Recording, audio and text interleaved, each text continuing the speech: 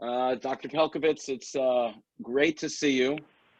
I think that you're probably one of the busiest, I'll call you a psychologist celebrity in the Jewish community, in the Orthodox community, and you're really, for all of us at times of crisis, and I mean just our community, we have been so honored to have you in the past many times in our shul, but I think for the greater Jewish community, and you've done so many of these Zooms, and we so appreciate you taking the time to spend some time with us tonight to talk about, as they say in Yonei Dioma.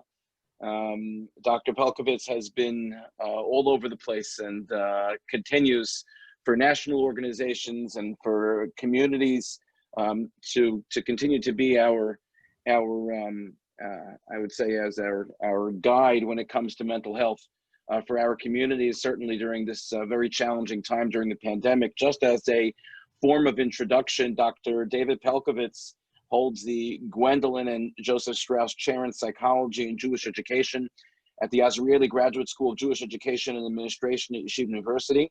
He's also Special Assistant to the President. In addition, Dr. Pelcovitz is an instructor in pastoral counseling at REACH, the Rabbi Isaac Elchanan Theological Seminary, serving for more than 2 decades as Director of Psychology at North Shore University Hospital, NYU School of Medicine, and Clinical Professor of Psychology at NYU School of Medicine. Dr. Pelcovitz has consulted extensively with the Jewish community in the United States, Europe, Israel, on a wide range of issues facing children and adolescents.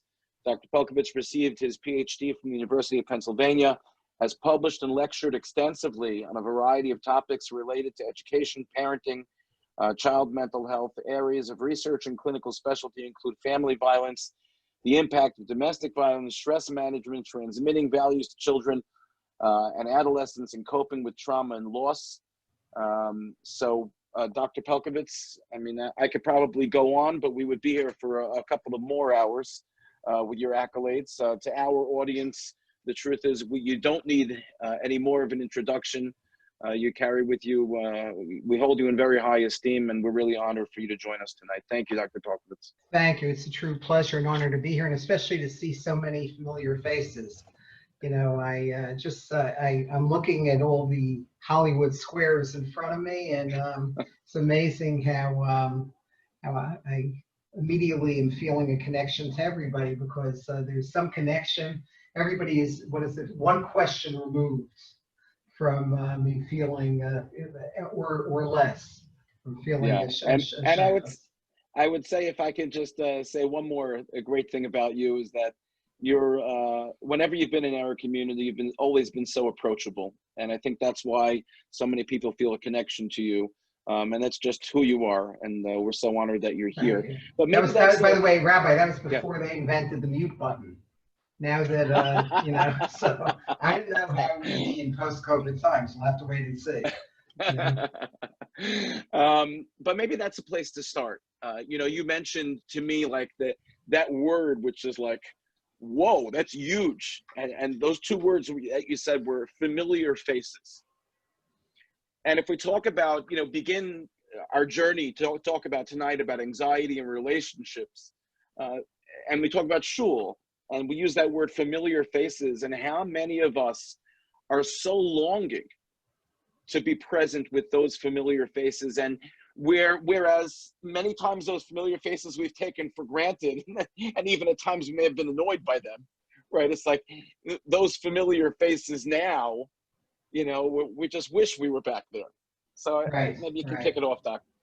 Yeah, no, I can't agree more. It's interesting. I was just taking my 2-year-old granddaughter, who's been, you know, among the people who are living with us in these strange times, on a walk in the local park. And I bumped into 2 people I hadn't seen since the beginning of all of this. And from a, you know, safe social distance, we sat and we talked, and it felt so good to reconnect. And it felt so good. There's just something like, we really missed each other in a way that in the past I might not have seen it this way. Because I might have actually, you know, shared at times with my wife that this person isn't so easy to connect to. But now it's a whole other reality, which I think is, I hope we take with us as we start to get ready for the next phase of gradually, safely reconnecting. Yeah, I just want to mention to everyone who's out there, as we've done in previous armchair conversations, please text on the chat button. You'll see on your screen there is a button that says more, and there you could chat and ask me questions to ask Dr. Pelcovitz. So, Dr. Pelcovitz, when you talk about the, when you say as we're going toward reopening, I thought maybe, I've got my whole list of questions that I want to go in that direction, but sort of as you say different things, I'm picking up on different things. When we talk about anxiety, and maybe we should start there, of the anxiety, sort of, I would say the two A's, angst that people have, and yet anxiety that many have about returning on some level to life. I was on the OU call with Dr. Fauci, and Dr. Fauci said, listen, until there's a vaccine, which could be, 12 months from now, you're not going to return to life as normal. So could we talk a little bit about the sense of anxiety that people will feel going into that sort of reopening phase? That sense of angst, on the other hand, of wanting to get there, but then experiencing life very differently. And I sort of also want to blend into that as to some of us are very fearful, are very scared, are panicked about engaging on whatever level with other people physically, because we're scared to get sick, God forbid. So I just want to ask you about that. How does somebody know when, just my sort of having panic, having anxiety, what's the barometer for what's considered to be the norm versus, hey, I'm really, off the wall with this? Yeah, so, my first thought is that you'd have to be crazy not to be anxious. At times like this, anxiety is the most normal reaction to an abnormal situation. And in a way, to the extent that we normalize it and let it in and don't fight it, it robs it of its power, meaning that it becomes a little more manageable. So, for example, almost every expert in the area of trauma and reaction to trauma makes that point, that our natural response in times of threat is for our bodies to go into fight or flight and to feel frightened and to feel anxious. And then the key is how to let it in, how to see it as just a sign that we're human beings who respond with that kind of fight or flight, and to let it wash over us without necessarily fighting it. And paradoxically, when we let it in, give ourselves permission to have that all too normal kind of reaction, it paradoxically lowers a little bit the intensity of it. But one other point on this is that I think that I guess what's running through my mind is my father many years ago. My father Zal wrote a book called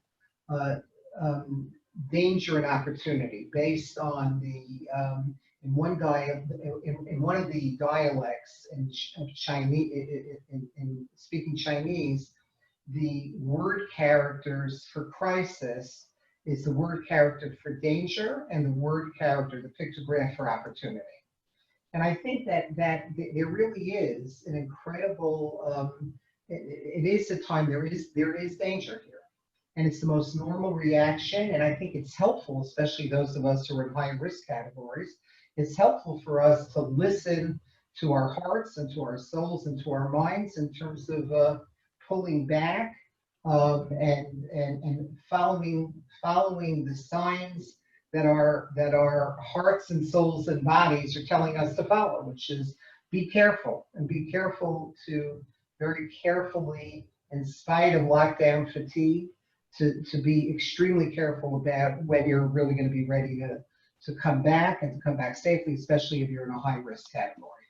But at the same time, I think that coming back is going to be, I don't know how long it'll last, but I think there's going to be a renewed opportunity for gratitude and appreciation And to the extent that we let gratitude in and we allow ourselves to be grateful for that which we used to take for granted, there's all kinds of research that shows that gratitude is tied to higher levels of happiness, better immune functioning, better cardiac functioning. And it's literally, in a time like this, it becomes an amazing kind of trait to develop and focus on. So if what about when a person, gets to this place where they're feeling, how do I know if I'm unhealthy? Meaning, how do I know if I'm getting into this, that I'm getting to this space where I'm not well mentally? There's okay, right. So I'm being very careful. I'm wearing masks and gloves and be careful where I go and how much time I spend there. But is there a level in which someone almost gets concerned about the OCD element? Yeah. So like any other area of psychological functioning, we ask ourselves the following question. Is this level of anxiety or depression or OCD, is it pervasive? Is it persistent? Is it interfering with functioning? So meaning if it's pervasive, that we're experiencing it more often than not, so that it literally invades us for much of our waking hours. And it's, most importantly, is it interfering with functions? So maybe you can't go on with whatever job you might still have, or with whatever your child care responsibilities, responsibility to your parents or to other family members, if it's interfering with functioning, okay? And, at that point, I would at the very least consult with a mental health professional. There are amazing kinds of support systems available. Your shul is lucky because they have a, prominent and very well-trained mental health professional. But one thing that our community does well is we have probably a specialist in almost, especially shul the size of yours, you have a specialist in virtually every area, every imaginable area. And I would just say that that's what we have to, tell ourselves, and don't be nervous about it. It takes strength to ask for help, but if it's overridingly interfering with functioning and dominating your life, and it means you just can't function the way you usually function, that's, again, give yourself permission to feel that, but at the same time, at the very least, I would pick up the phone and check in with a specialist. And again, there are many amazing resources out there. There are 24-hour hotlines, and there's just incredible kinds of opportunities. Okay, so I had a question that was sent in the chat. When someone said about PTSD regarding getting back to normal. When we look at PTSD, when we look at post-traumatic stress, and I guess we'd use that term trauma. I always talk about the little T traumas in life and the big T traumas in life. And to some people in our community, I know of even, one case of a person who went to the hospital 3 times while having COVID, and was, thought that they were in terribly dire straits. I had someone else who called me up, and it seemed as if they were, the last time they thought that they were going to talk to me. There are people who, in our community, who've undergone real trauma by having COVID. So what about that piece of sort of like that post-traumatic stress, the fear of, even if, the physicians don't know, even if you have the presence of antibodies, we don't even know now if that means that you can't catch it anymore. So like, how do we address that? How do we just, I love what you said before about sort of like the leaning into the uncomfortability, the leaning into that worry, that anxiety, and not try to push it away, but just sort of, okay, it's okay. Is there another element of this PTSD? Yeah, absolutely. These are not normal times. Some of us are more at risk for a post-traumatic stress reaction, meaning that the subcategory of people who may fall into that are people who have had, repeated kinds of exposure in terms of both physical symptoms, a family member who might have been hospitalized and been on a respirator or been off a respirator, people we're close to who we might have lost, which is all too common an experience for many of us, as well as those of us who are in a higher risk category for having a post-traumatic response. Those are people who are wired in a way that they're anxious, which is 1 in 6 people in the population, pretty high percentage. Wow, 1 in 6. 1 in I'm 6 is what that doesn't. Yeah, but by the way, but that doesn't mean that you have an anxiety disorder. But it means you have an anxious style, and you're more likely to respond strongly. You know, so when you have that kind of response of that kind of natia of having an anxious style, another risk category, in addition to having had experienced, you know, direct loss or direct kind of repeated kind of exposure to life-threatening events. But it's also if before all of this your life was a little shaky. It might be that you have somebody who's seriously physically ill in your family before this all started. Right. Or it might be that you're in a shaky marriage. Or it Well, might so I want to be, get to that. Yeah. Yeah, which I'm sure we'll get to. It might be that you're in a place that's you lost your job and you're facing really You're gonna get to that too. extreme stress of that. So any of those things will put you at risk. And if you find again that it's dominating your life, the key to trauma is you give yourself permission to feel it. You avoid avoidance. You have to digest this. And it may take a very long time until you're really able to digest it. And it's the most normal reaction that you can have.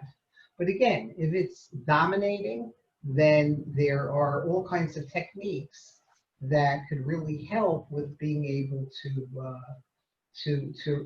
re-enter. The key is to avoid avoidance, face your fears, be able to talk about it, and then if you need to go for professional help, if you really seem to be fitting into the categories we talked about earlier.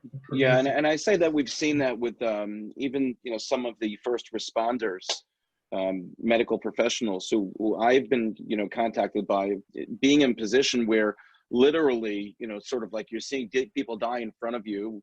I mean, this is weeks back, and sort of choosing who gets, you know, what respirator. I mean, there's some real trauma out there.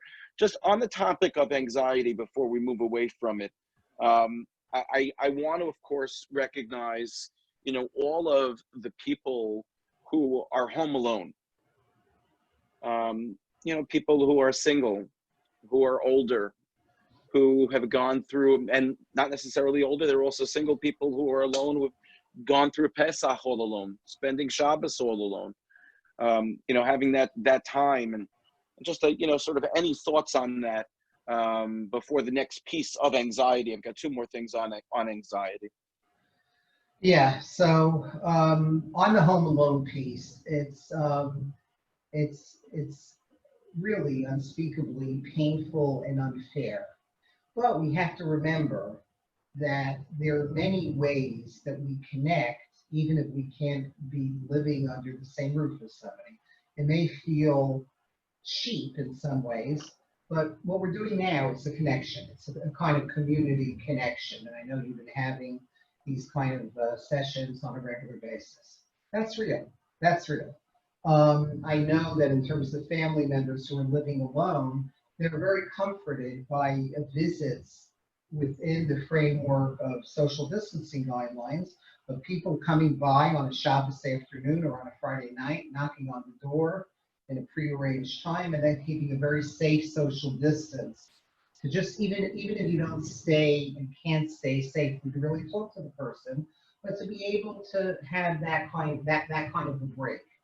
And I think that we often underestimate the power of being at somebody's side, the power of imo anochi b'tzara.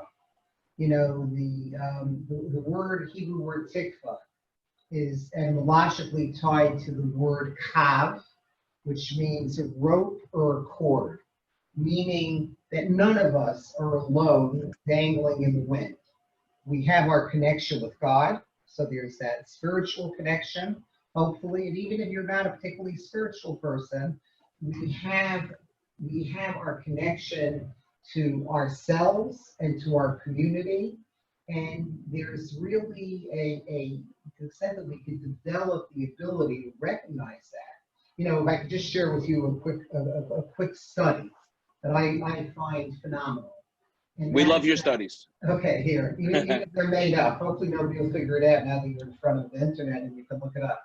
But one study in particular sticks with me, and that's the idea that let's say I don't know, let's say your wife or your husband or your other family member who you're very close to is having a painful medical procedure. If you're at their side while they're having their procedure, it serves as an analgesic. So you literally feel you feel a certain amount of pain. Let's say the person at your side is, you're not getting along with him. You're having some, post-lockdown stress in the marriage. That analgesia will no longer work. That person holding your hand will no longer help you with your pain. If they get some marital therapy, then, kind of understandably, it'll start to help when they hold the hand again. Right away, the spouse, the partner becomes the source of analgesia. But here's the fascinating thing, and they haven't figured out, modern science hasn't figured out how this happens. They take people, let's say we're having this painful medical procedure, and they have their spouse at their side or somebody very close to at their side. And as they hold their hand, they feel less pain. But then experimenters figure out a way for the person receiving the painful medical procedure, let's say it's a lumbar puncture, for whatever treatment of whatever chronic illness they have, or whatever life-threatening illness they may have. So let's say you no longer have any idea how much pain your partner is in. You no longer have any visual feedback on where on a scale of 1 to 10 your partner is in terms of pain. And what the research finds, which I find amazing, is robbed of all of those kind of cues about how much pain your partner is in. So all you have is the feeling, okay? People with an incredibly high rate of accuracy can still predict almost perfectly where on a scale of 1 to 10 their partner is. So there's some kind of invisible process where that emo enochi b'tzara, being at somebody's side, is really there. So that means that don't sell short the power of a phone call or a Zoom call. By the way, one more thing. I just talked about, two more side issues. One is if you have a choice between a phone call or a Zoom call or texting, texting is a cheap form of communication. What I mean by that is texting is fine and it's great. It's amazing. I think we set up today partly with some text back and forth and with emails and things like that. But the reality is there's one fascinating study. They take a group of 4th grade girls, and the researchers do something wildly upsetting to the 4th grade girls. Half are randomly assigned to call their mothers on the phone for comfort. The other half are randomly assigned to text their mothers for comfort. The very same words of comfort, okay, that are spoken by the mothers to their daughters, okay, leads in the case of the spoken word to a real chilling out. Cortisol levels go down, blood pressure goes down, pulse rate goes down. Every single measure of stress shows the girls are chilled out by the soothing words of the mother. The very same words spoken by the mothers in the control group via text does absolutely nothing. So the take-home message is, if you have that choice, please see if you could call over texting. I'm not saying, again, texting does have its place. And and also one more quick recommendation. A call like this, we're hopefully connecting. I connect better to those of you whom I can see. So those of you who are, are sharing your video, and I'm not saying that in any way critically. I understand we have a lot going on in the background, and I understand why people, who knows, it could be people still in their pajamas. There are many reasons, why people don't do it. But if you have the ability, if you're having the Zoom call with somebody you're close to, and you could show your face with that eye-to-eye, heart-to-heart, mirror neurons bouncing back, 2 guidelines. One is see if you could allow the visual contact, and the second guideline is people sense if you're multitasking. So if while we're talking, I'm giving you my pure focus and you're giving me your pure focus, it's a much more powerful connection than if we're doing this while we're also checking our texts and checking our emails and doing a million other things. I mentioned to the other night, because we have a Mincha Marav davening and I speak between Mincha Marav, I said when I'm in shul and I'm speaking, I could at least see people who are playing on their phone. But when on Zoom, you're looking at the eyes and where the eyes are going, people are touching. It's very funny. Dr. Bob, but sort of moving a little bit, I want to make sure that I cover some other things. Maybe I'll come back because I wanted to talk about, irritability, feeling of anger, losing patience, and all of those, important pieces that many of us, may be feeling, and what's that a sign of, and the normalcy versus the concern that a part of my personality has changed. Or maybe we should just talk about that now. And I would add into that, the person who is the extrovert, who now finds him or herself, sort of like in this box of their home, whereas they're usually someone who is, engaged with people, the life of the kiddush, and now just like, I'm just behind my iPad. And what the impact is on the irritability and the anger, and in general, people who are feeling, I'm less patient with my spouse. I'm more irritable when it comes to my children. I'm angry at my coworkers, whoever it may be. So I just wanted to ask you about that. Yeah, sure. A few things on that. The simple low-hanging fruit here is strike when the iron is cold. When you find yourself losing it, which we're bound to when we're living in a space where, we now are exposed nonstop to our children, to our grandchildren, to our spouse, to our parents, there's bound to be irritability. It's the most understandable kind of thing. But the key is strike when the iron is cold. When you find yourself losing it, just go out and take a walk around the block. Tell yourself, "Lo chashuv, this isn't so important for me to deal with now." There's 3 words in the Sefer Hasidim back in the Middle Ages. Achris ketata charata. After argument, there's regret. And we will always regret it after an argument. And we'll never feel badly if we just sort of step back. Now, it's not good to constantly sit on anger and irritation, especially in a marriage. So we have to discipline ourselves to find the time to go for a walk, not in an angry way, but to talk about, hey, let's work on this or let's work on that. That's one of the amazing opportunities at a time like this.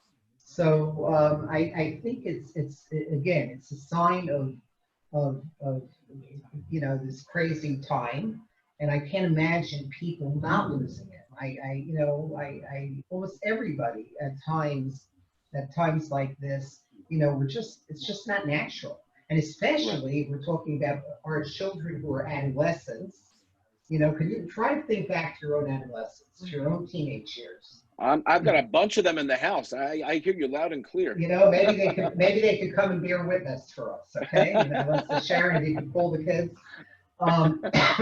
What I think you have to keep in mind is empathy. Could you imagine being at you know, between the age of 13 and 18, 19, and being stuck in lockdown with your parents nonstop, it's a nightmare. It's a It's a nightmare. So we night. have to have empathy for them. We have to give them space and allow them their space and allow them to be adolescents. By the way, toddlers and preschoolers is another high risk age. You know, among the two ages that are most difficult are, in addition to adolescents, are little 3 and 4 year old kids, because they tend to not get this, and they tend to not necessarily have the ability and the social intelligence to be able to control themselves. They tend Just to just think on that, just on that, Dr. Pelcovitz, do parents, what do you say to a little kid when, you know, you tell the kid, you know, we have to wear a mask, and that child becomes fearful, right? Am I going to get sick?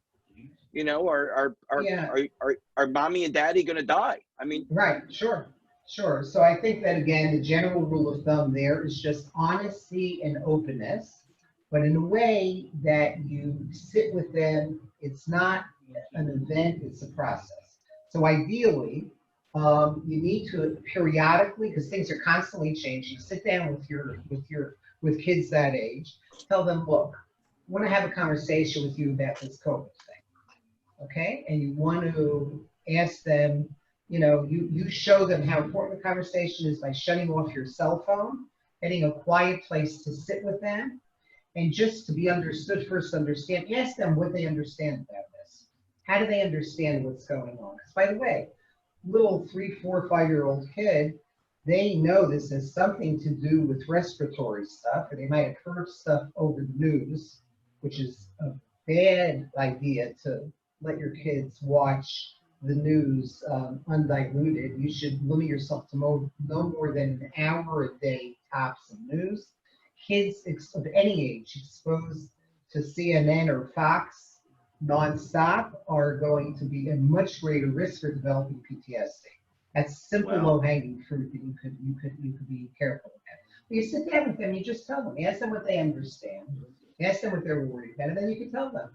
You know, explain to them that there's this COVID thing. We're wearing the mask. It's a way of protecting. Now they'll resist it, and there might be ways of playing games to get them to do it more and to motivate them. But the key is honesty. We've done the DSM field trials a number of years back, looking at what are the two toughest ages to be traumatized. And the two ages we found were preschool and adolescents. But it's also a time that we could do a lot of good with just talking honestly. Some of my grandchildren, just to give you an example, my daughter is a therapist, and she sat down with my preschool age grandchildren. I have some hanging around in this house now, and they moved in with us since it started. And what I'm hearing and learning over and over again is that they really it's not hard to get them to talk about what's on their mind. You know, one of my pre-K granddaughters has been writing little books about COVID-19 and little Wow. pieces of art and music. And with her older Wow. sister, she puts on little plays and productions for us.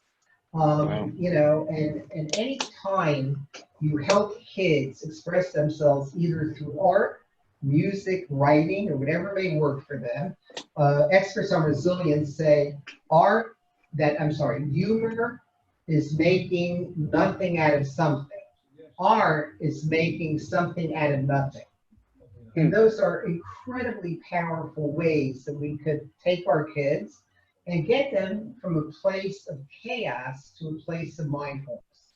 Wow. And if I could just recommend one thing, if you go on the website, amudin.org, amudin.org, they have a couple of 5 minutes on their website, public service announcements, which are really very well done kinds of lectures given by a very talented therapist on, and it's a combination of cartoons and playing out in a very realistic way, because they got all these examples from their 24-hour hotline.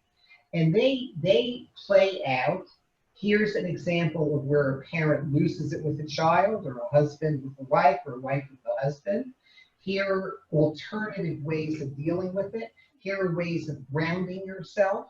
And they give very, very practical kinds of things. They've had many, many, many thousands of downloads, and people keep calling the producers of it, this Yishai Gross, to just to thank everybody for thank them. So it really makes a difference, and it's out there, and there's amazing stuff out there. You're lucky you're living in a neighborhood where where you have all kinds of wonderful organizations that like the JBFCS and there's just a lot of there's a lot of wonderful stuff out there in terms of support. Yeah. So Dr. Pelcovitz, if we can move a little bit into the financial piece and into the relationship piece, I wonder if this following situation, I am let go of by my firm. I go on unemployment, and I'm too scared to tell my spouse. They have enough stress already. They're scared already. That's sort of A. B, I'm really concerned about our finances. My spouse really doesn't take care of the finances. My spouse is not involved. And I'm really too scared of telling them the reality given our new situation. And because I want to protect them. And what does a person do in that situation? Because then they just find themselves falling into more of a pit. Obviously it says something in the first place about the nature of the relationship. Could be in one way, in a good way, or in a negative way. But it really puts them in a position of being alone, and puts their spouse in a position of also being alone, because they don't know what the real reality is. So could you address that, please? Yeah, sure. So a very simple, basic recommendation, which, and I can understand where that comes from. You can't deal with that kind of a secret. You can't deal with it alone. You have to deal with it together. My father would always say, I think I mentioned this, couples don't have to think alike, they have to think together. There's a body of research called the Iowa studies. And again, I could share with you the PowerPoint that I would have used here. Just remind me to email it to you, and it has a lot of this stuff on it. So it's fascinating what this team did. It's a very respected research team. In the 1980s in Iowa, people who were living a very wealthy life on these big sprawling farms where they were making a very nice living, there was a huge crisis, and this whole large area of Iowa, they lost their farm. They went from living in huge places into like small little one-room studio apartments. And this team, led by Dr. Conger, they did something referred to as the Iowa studies, where they looked for a whole generation at what predicted resilience of people who lost everything. What was associated with resilience and those who did well with this stress? What predicted it? And it turned out that it's basically the 5 C's. And I'll just very quickly go through it. Number 1 is an openness, communication, to be able to name the monster, to be able to share and talk about it. Even though it's an unpleasant reality, you do much better when you're able to literally light up the language centers of the brain and share this together. That emo nochi b'tzara, especially as a couple. And when kids are exposed to the model of their parents communicating and being at each other's side, it makes a huge difference. So that's the C of communication. The next C that this research team found is conflict. It's extremely damaging to fight all the time in front of the kids. Now, you're going to fight at times, it's understandable.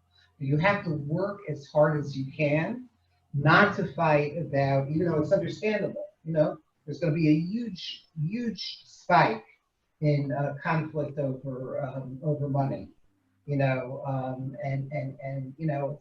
very difficult because, the research on marriage shows that couples tend to avoid openly talking about their different attitudes towards money.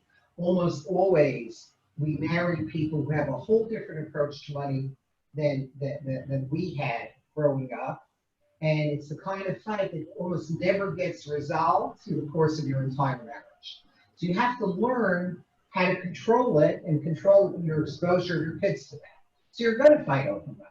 But the key is to try to find a calm time in terms of conflict, and most importantly, never fight about the kids in front of the kids. So you may have disagreements about what time to wake them up for davening. You may have disagreements about how much they do in way of chores, okay?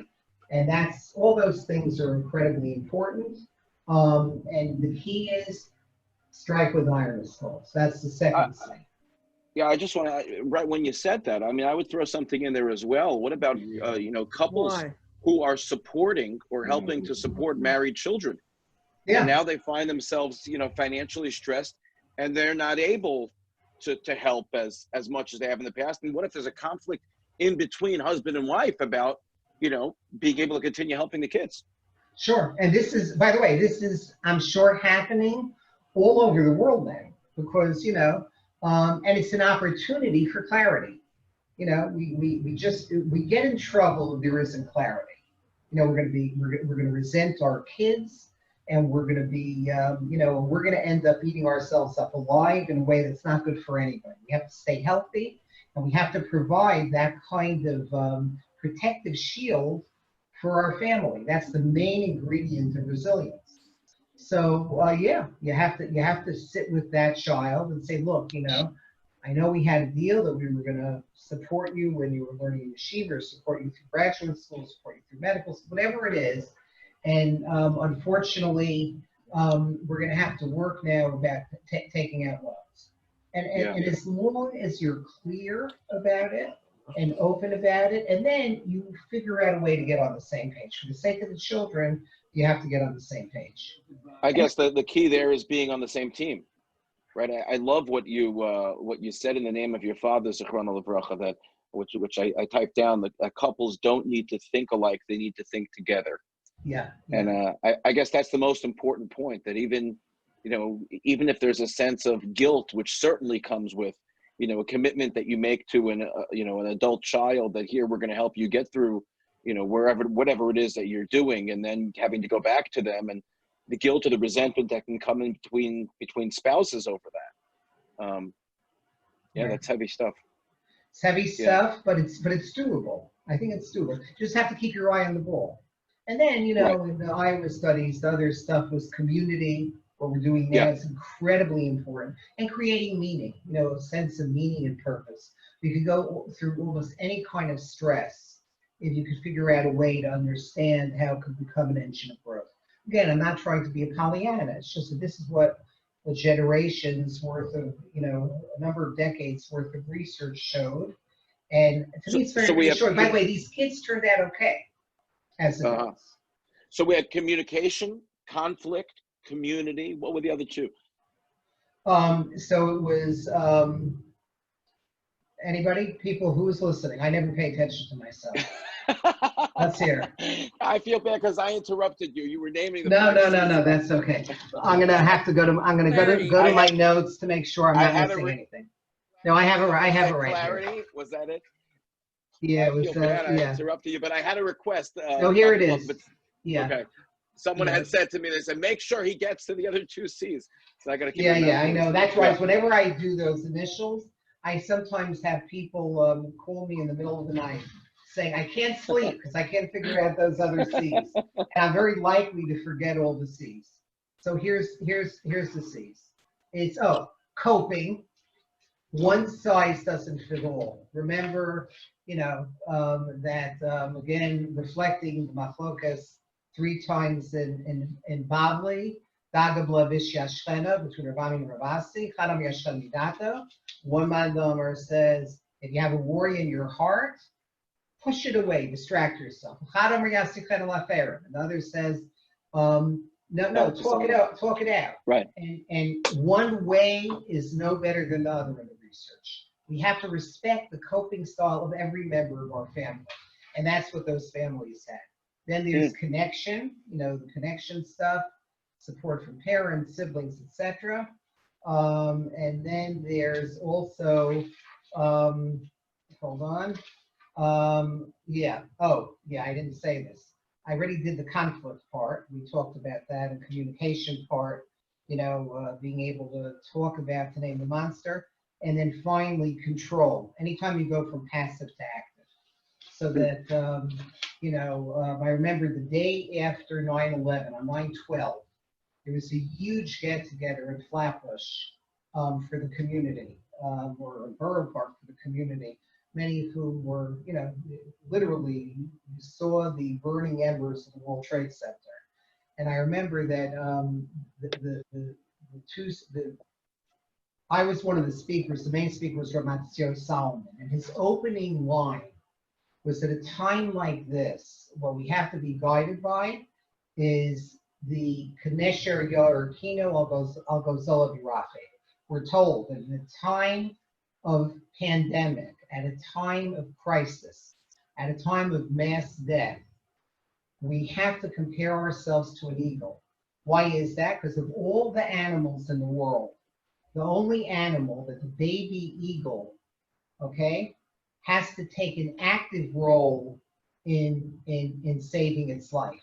The mother eagle hovers around the nest. The baby eagle has to actively hop onto the mother's back as the mother flies higher than any other flying being, which means that if an arrow comes, the mother will take the bullet and the baby will be saved.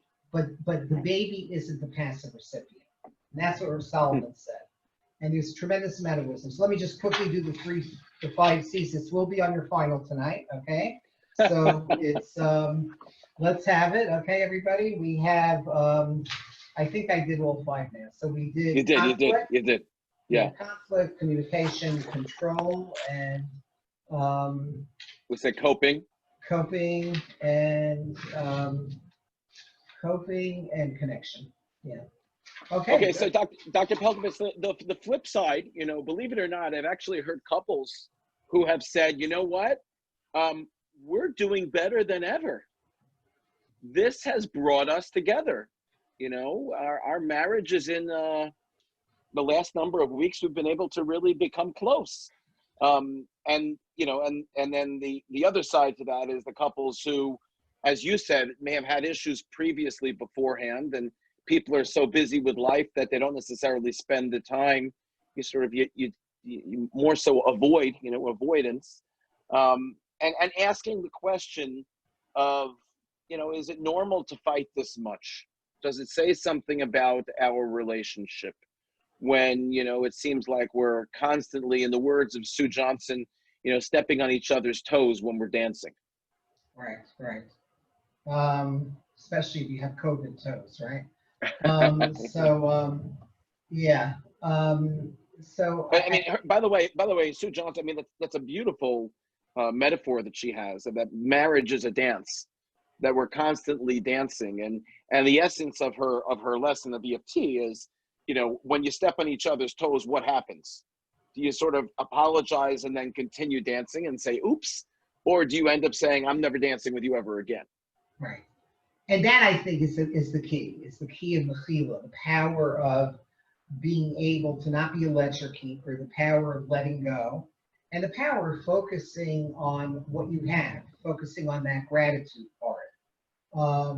Even though you may want to kill each other at times. Remember that in any study of the life course of marriage, one of the main pieces of reality that we have to hold on to is we have to manage our expectations, okay? Marriages are by definition going to take work, especially, maybe in the early stages, certainly when our children turn adolescent, which is, in the research, one of the most difficult stages. But if we just stick with it and manage our expectations to know that, of course, conflict is normal. We grow through the conflict, okay? And now is the chance to be able to make time to work on the relationship, to go for that walk. And that makes to be able to manage your expectations that way, is extremely, extremely important, I think. And if I can just say one Jewish thing. Can I say something Jewish? Am I allowed? Please. Okay, here. Okay. Dr. Pelcovitz, you're allowed to say whatever you want. Carte blanche. Okay. So here's the Jewish thing. Beautiful thought. In Perek Daled of Yevamos, the Tiferes Yisrael, this is in the year 1820, okay? He writes the following. He says, embedded in the word nesuin, the Hebrew word for marriage, are two profound lessons. Embedded in the word nesuin is masa, meaning that the inevitable conflict between men and women, which is inevitable, can weigh us down. Or the Hebrew word masa, he says, can also be understood as a song, or as something transcendent, or as a nevuah. And it's all up to us. To the extent that we say to ourselves, okay, this is normal, especially at a time like this. Let's just, take a deep breath, walk outside alone a little bit, and let's make sure to structure some time to talk about it. We need to do relationship maintenance now more than ever. And just sort of like piggyback on that. So what about when my spouse decides that that she needs time for herself, and I'm sort of getting this feeling of time for yourself, as if am I a burden that when I'm around, when I'm present? How do we, is there a need for healthy space in a relationship where the other spouse, that we could respect that need for space, and yet at the same time, transparency, privacy. I mean, we're talking about other kind of issues in general vis-a-vis relationships, as far as access to each other's private things, devices, all those kinds of things that work into this home quarantine pandemic business. Yeah, so I can't agree more. It's such an important thing to talk about. We all need a place for solitude. I heard from Rabbi Dr. Fox at the RCA convention earlier this week. He quoted Paul Tillich. Should I mention this? Paul Tillich, and that's the way you pronounce the name of that philosopher, I think. He said there are two different words in the English language for the psychological experience of being alone. One is loneliness, and the other is solitude. He goes on to explain loneliness is painful. It's hard to be alone because it means we're cut off. It's a very painful place to be. Solitude is the English word for maybe even tied to the word solace, of a healthy kind of despoticus, the healthy kind of going off on your own. By the way, when we go off on a walk alone, the default network of our brain lights up. It's the part of our brain that lights up when we allow ourselves to daydream and when we allow ourselves to not think. And that's when our best ideas come, and that's when we're able to recharge our batteries. So it's literally crucial to be able to do that.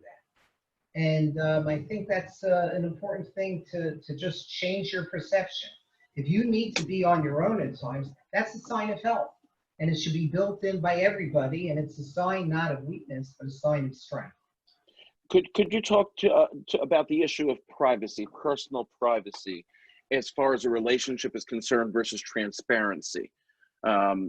Meaning, my email, passwords to my email. My phone is locked.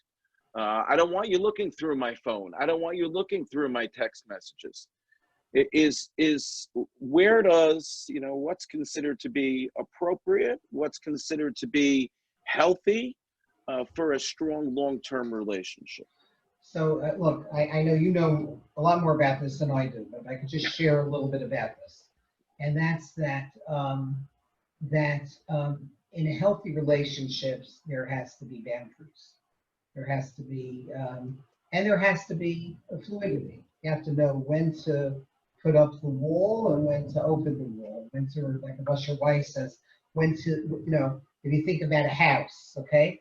You know, a house has windows, a house has doors, and there are times you open the windows and open the doors. There are times that you lock the windows and lock the doors. You need both. But the bottom line is, I think that in any kind of healthy relationship, um, let me make a different point. We need to use this time, because it's so unnatural, to meet and have a discussion of ground rules. There are ways to really set up clear ground rules for the people who are now not only our husband or wife or adult child, but also for what are our work rules? For example, in a typical marriage, you may have the husband is more of a night person and the wife may be more of a morning person. And you should use that and talk about it. The only way to know is to have periodic meetings like you would in the workplace. You say, hey, look, I'm more of a morning person. Let me watch the kids in the morning. Let me do some cleaning in the morning. You're more of a night person. When I sort of conk out, why don't you take the night shift? Same thing in terms of how to create a routine and a structure on a regular basis in the course of because you're now also work colleagues. So you have to have rules about when you could have free, when you could talk about anything and when you have to focus on work. And who's going to be in charge of watching the kids or keeping things quiet when you're on an important work call. You have to do it as a partnership. And the only way I know to do it is to have these mindful conversations where you recognize that now the same way you do that in work. And in work, there's very clear guidelines and rule and structure. Structure and routine is essential here. Right. Okay. Thank you. And I just along those lines of when you spoke before about children, and I would say this is, when you talk about adolescents, toddlers, or even married children, there are many people who have married children living with them, or as we mentioned, back and forth as far as supporting them, all these kind of things. How do parents handle or respond to when children fight among themselves, A, and B, to when a child fights with a parent and the other parent is sort of stuck in the middle? Yeah, so again, I think the guideline has to be to do your best to try to see how important it is to not get stuck in the middle. Meaning that to just in a very firm way say, look, I don't want to have this kind of conversation in a public place like this. Let's sit down and talk about it at a different time. Okay? It's always in your control whether or not to be engaged and be pulled into that. And then you need to take a step back and ask yourself, what's important to me here? What are my goals? What are my aspirations in this relationship? And to just get clarity about this whole thing. Because without that kind of clarity, I'll just share with you, we had a number of doctoral dissertations at Israeli that focus on a data set that's published in different places that what came out loud and clear in this study. And these are studies comparing children of Balei Tshuva to children of people from birth and looking at different outcomes in terms of the kids and in terms of what predicted good internalization of values.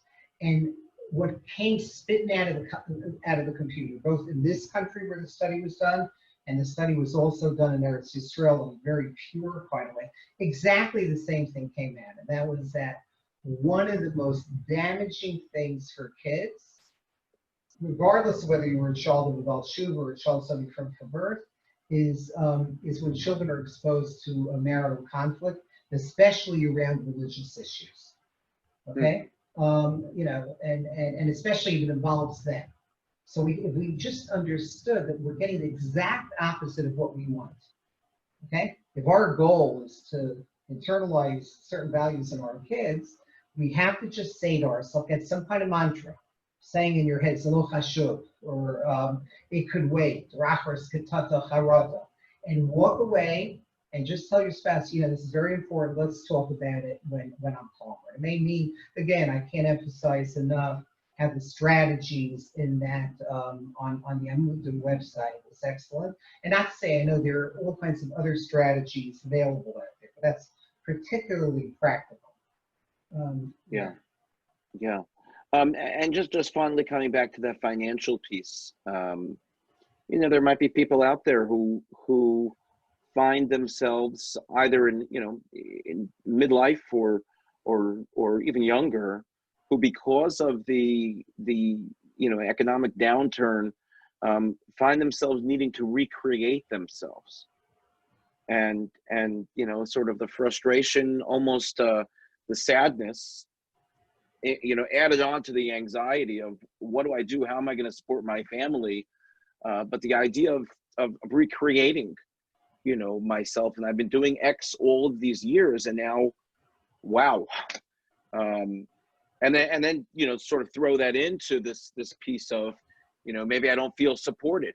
I'm in a relationship where I don't feel supported. I'm in a relationship where I just feel criticized by my spouse, and here I am, just in this financial rut, and finding that I need to recreate myself to make parnasa, to be able to just support my family, and yet my spouse is also frustrated and also worried, and it's just a recipe, as you said before, for a big mess. What does a person do with something like that?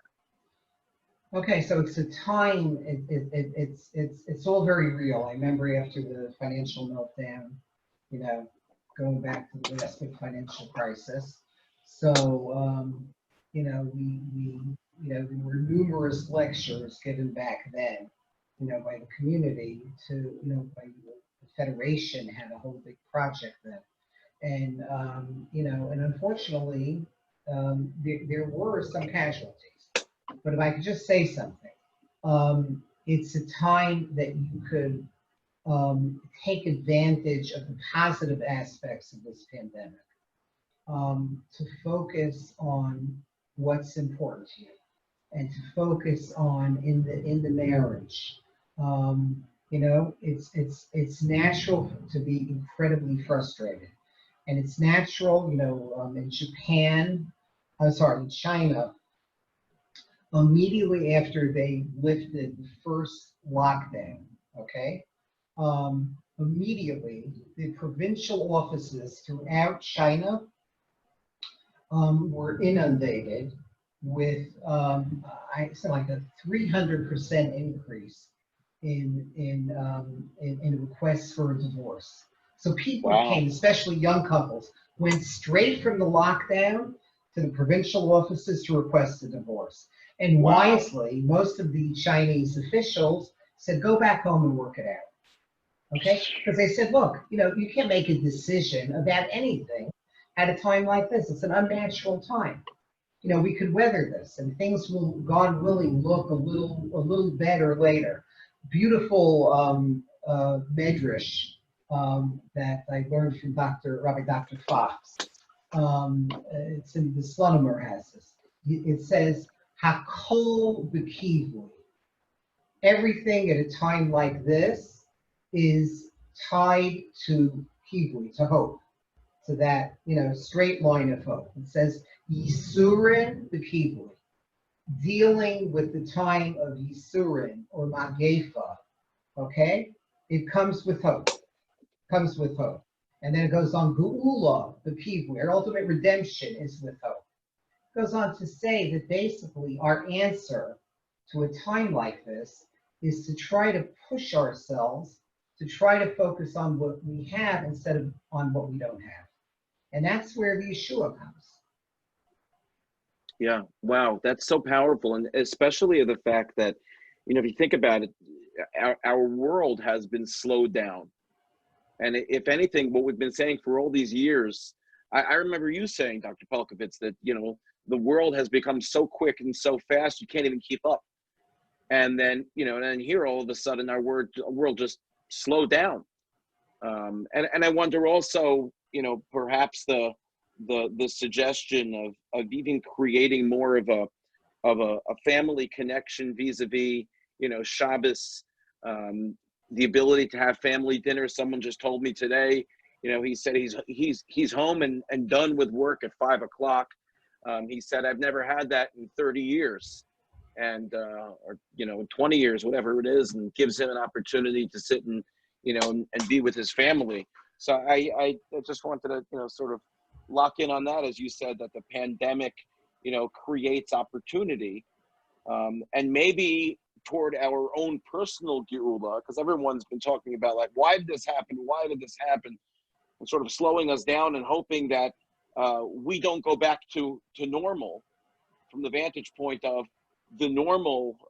I spoke this morning, and I send out a little thing called a point to ponder on WhatsApp every morning. So this morning I was talking about the idea of keri. The word keri is mentioned so many times in the Tochacha, and keri coming from the language of kar, of coldness, of callousness, that we're just rushing through life, and all of a sudden we're slowed down. We're stuck in our homes, but we're stuck in our homes with the most important people, and that which is so, you know, so important in our lives.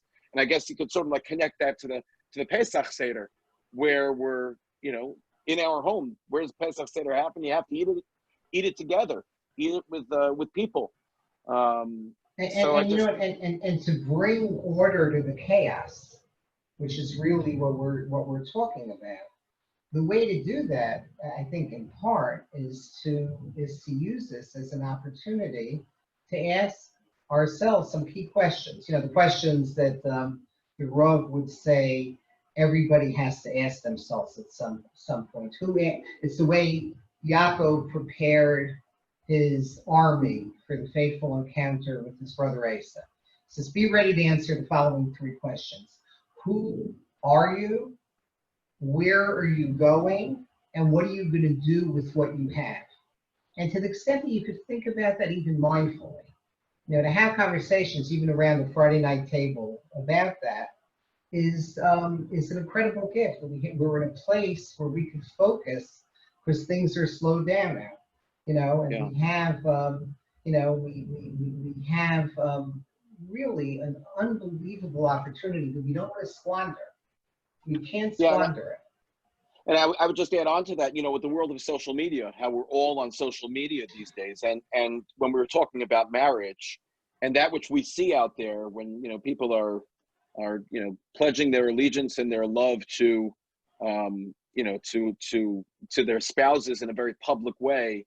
And then this feeling of always wanting something better, and having the opportunity to look inward. This is who I chose. This is what I have. This is my family that I created. And to really using this as an opportunity to maybe look at it in a different light. A question that I was just texted, any practical tips on how to combat existing anxiety that is particularly heightened during this time, physical or mental exercises? Okay, good. So sort of like general kind of approaches. So again, there's all kinds of approaches to to anxiety management, and I'm sure, you know, since this is somebody who's been struggling with anxiety right from the beginning, it's understandable that it's going to be heightened and go into overdrive. There's I'm very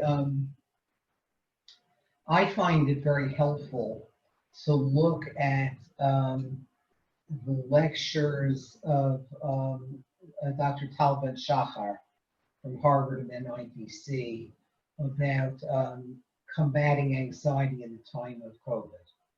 And he organizes his thoughts on this with the ABCs. And I'll just go through it very quickly in terms of that part of anxiety management. So the A, it has to do with affect. How do we handle the anxiety as it comes, which now understandably is going to be heightened. So number one, and now I'm pivoting to the work of Dr. Susan David at Harvard Medical School, who's done beautiful work in this area. She says, number one, you name the monster, okay? You name it. You know, I'm feeling anxious now. Research shows that just by saying I'm anxious and I'm nervous, just the very act of acknowledging it and letting it wash over you that way is found to actually help. Number two, ask yourself, what's the function of that emotion? Because any anxiety or any strong feeling, be it depression or whatever it might be, there's a function to it that is in consonant with our values. So for example, if the feeling of anxiety, let's say you have a feeling of sadness because of somebody you know who experienced a loss.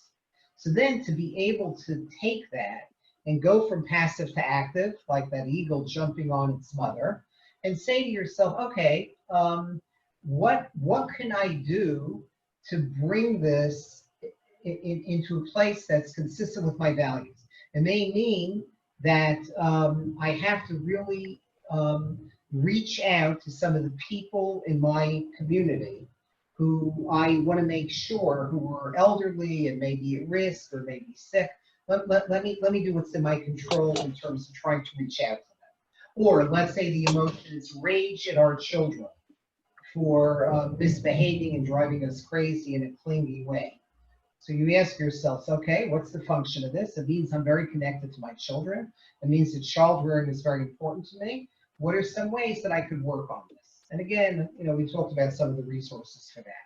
And then Dr. David has something very important, and that's the writing, which is basically going from chaos to order, which is basically the very much in keeping with this week's parshas, okay? So exactly what we just talked about. Sit down for a few minutes with a piece of paper.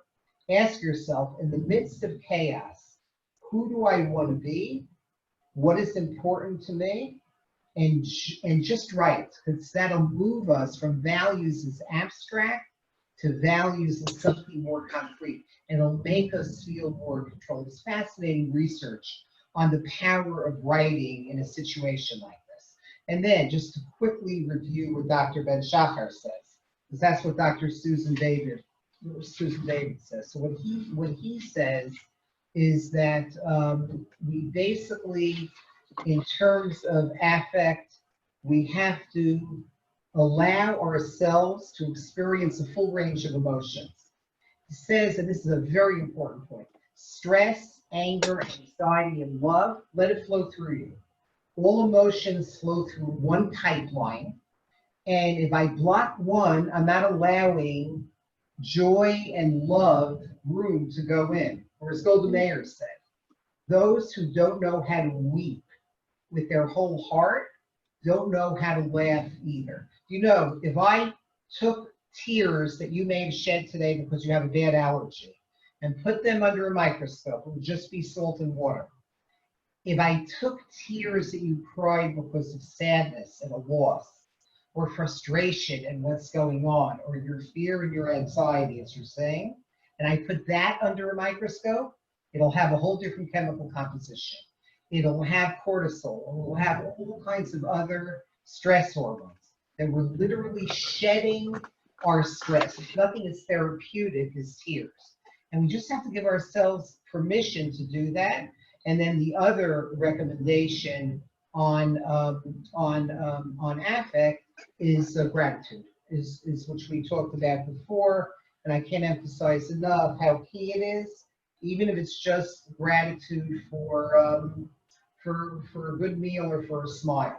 And again, so that, I mean, he's really that's talking about the if you're going to numb one emotion, you're numbing all of the emotions. Exactly. So you have to let it all in and don't fight it, and give yourself permission to be human. And then if I could make one recommendation on the B of behavior, it's ABC. So on the B of behavior, it's extremely important, okay? He puts a lot of emphasis on the importance of of ritualizing exercise, okay? Did I talk about not exercising as being an active depressant? Did I talk about that a little bit earlier? No, Okay, so it's an important point. Here's what he says. He says, exercise is among the most powerful ways of dealing with anxiety and depression. And we all know that it causes changes in our brain. It's as powerful as taking anti-anxiety medication or antidepressant medication to exercise. And you could be even in a small little studio apartment, and we can now download hundreds, if not thousands, of ways of building up our strength or building up our aerobic conditioning. But here's what he says that I think is really important. He says to not exercise is like popping into our mouth a depressant. It's like actively depressing ourselves. wow. He says, and you have to keep that in mind. And that to me is very powerful. In other words, because otherwise, he says, he can guarantee you, you're going to be depressed if you don't exercise. Because it's like How much more so in our situation? Exactly. Yeah. And so that's incredibly important. And then finally is his C is about cognition, and that's basically we have to. Oh, by the way, one more thing on behavior. I didn't talk enough about this. Chesed. Chesed is the superpower. Olam Chesed Yibana. And to take our older children and have them care for younger children, or our younger children to help out with tasks, even little kids, is incredibly important. It's incredibly important, and it really works. One of my kids goes around the table at Havdalah. Some people do this at lichtbenching on Friday night, other people do it at Havdalah. And she'll go around her family, go around with my son-in-law and grandchildren, and I'll say, okay, one thing from this last week that you're grateful for, one time from this last week that you received chesed from somebody else, and one time you did chesed for others. And it's the high point of the week for my grandchildren. They love doing it. They love sharing that about themselves. And these are very normal kids, you know? Wow. But they just, it's a powerful thing. When we count our blessings, it really makes a difference. And then on cognition, be careful what you expose yourself to. I already talked about it. I can't emphasize enough how important it is to monitor that. Yeah, that you if you're going to sit and watch the news for 5 hours a day, it's going to impact you. Right. Yeah. So, Dr. Pelcovitz, this was supposed to be like the Hatzalah marathon that went on for 29 hours. And the difference is that in that marathon, they raised $15 million.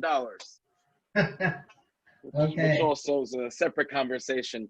But Dr. Pelcovitz, what a tremendous honor we had tonight that you took the time to spend your incredible, brilliant ideas and thoughts with us, and we really couldn't be more thankful to you as a community. And it's always such a pleasure and honor to have you. And we hope that very soon, Emir Hashem, that we'll be able to bring you back again in person without a mask. Right. And really thank you. I will say also, thank you so much for being a shaliach of Hashem. When we say when we ask for a refuah shalema mishaberach, we talk about, people often forget, we talk about the refuah saguf, but we don't always talk about the refuah sanefesh. And I've always looked at you as really an incredible mentor and literally a shaliach of Hashem in our generation to be rofei nefesh for all of Klal Yisrael. And you do that so incredibly powerfully. And we really thank you so much for being with us tonight. Amen. Thank you for the opportunity, and I'd love to say hi to each and every one of you. I see so many faces I haven't seen for so long, and some of you keep getting younger. I don't know how. Anyway, okay. Thank you, Dr. Pelcovitz. We look forward to welcoming you back to West Orange in person. Thank you. Okay, thank you for joining us, everyone. If you missed any of the talk, we will be sending out a recording. Be well, everyone. Have a great night. Be well. Thank you. Thank you.